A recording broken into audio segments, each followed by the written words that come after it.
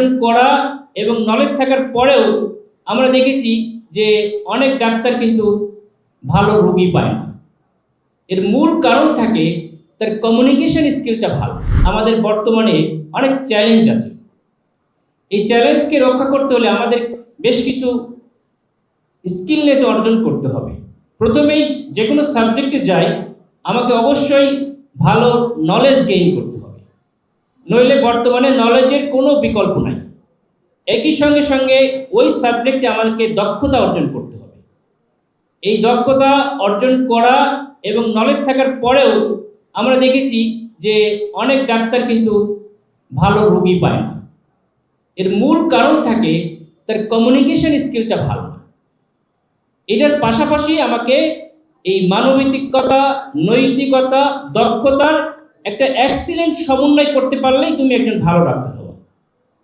যখনই রোগীকে তুমি বুঝতে শিখবে এবং রোগীর মনের কথা তুমি বলতে পারবে, রোগীর চেহারা দেখেই অনেক সময় তোমার অনেক ডায়াগনোসিস হয়ে যাবে। তোমার দরজা দিয়ে যখন ঢুকবে যে এই রোগীর, যেমন আমি দেখলে বুঝতে পারি তার আর ফার্টিলিটি ট্রিটমেন্টের সুযোগ নাই। আমার যারা অ্যাসিস্ট্যান্ট থাকে ওরা বলে, স্যার আপনি কেমনি বুঝলেন? আমি বললাম যে এটা চেহারা দেখেই আমার বোঝা হয়ে গেছে।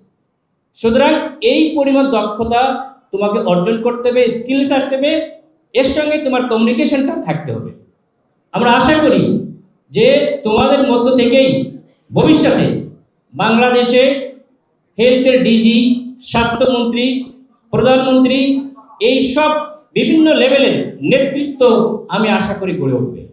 এবং বাংলাদেশে এই স্বাস্থ্য সেক্টরকে যদি আমরা ঠিক করতে চাই তাহলে এই মানবিকতা, নৈতিকতা, দক্ষতার অপূর্ব সমন্বয় ছাড়া সম্ভব না।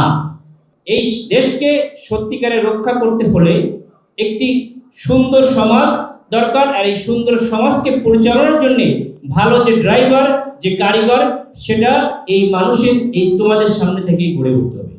আমাদের ভালো সংখ্যক মানুষ নাই। এই দেশটাকে সুন্দরভাবে গড়ার জন্য অনেক শিক্ষিত মানুষ হয়েছে, কিন্তু আনফর্চুনেটলি এই দেশের ব্যুরোক্রেসি বলো, নির্বাচন কমিশন বলো, সব জায়গায় বড় বড় শিক্ষিত অমানবিক চোররা বসে আছে। আমরা আশা করি তোমাদের মধ্যে এই গুণ আসবে এবং শিবির থেকে তোমরা সেই শিক্ষাটা পাবে, শিবির থেকে সেই স্নেহ পাবে, সেই ভালোবাসা পাবে। এই দেশকে আমরা সবাই মিলে একটি সুন্দর বাংলাদেশ হিসেবে গড়ে তুলব। বিশেষভাবে আজকে যারা তোমরা এখানে আছো, একটি সুন্দর সমাজ করতে হলে সুন্দর মানুষ দরকার, সুস্থ মানুষ দরকার। এই সুস্থ মানুষ করার জন্য সুন্দর একটি স্বাস্থ্য শিক্ষা, স্বাস্থ্য ব্যবস্থা বাংলাদেশের দরকার। তোমাদের মধ্য থেকেই আগামী প্রধানমন্ত্রী না হোক স্বাস্থ্যমন্ত্রী, আমরা দেখেছি বাইরে তোমরা ফটোকার্ড দিয়ে ছবি তুলবা, তোমাদের মধ্যে থেকে সেই স্বাস্থ্যমন্ত্রী তৈরি হবে, ডিজি হেলথের যিনি ডিজি তৈরি হবে, তারপরে প্রশাসক তৈরি হবে এবং এই স্বাস্থ্য ব্যবস্থাকে একটি সুন্দর কাঠামোতে নিয়ে আসবে ইনশাআল্লাহ।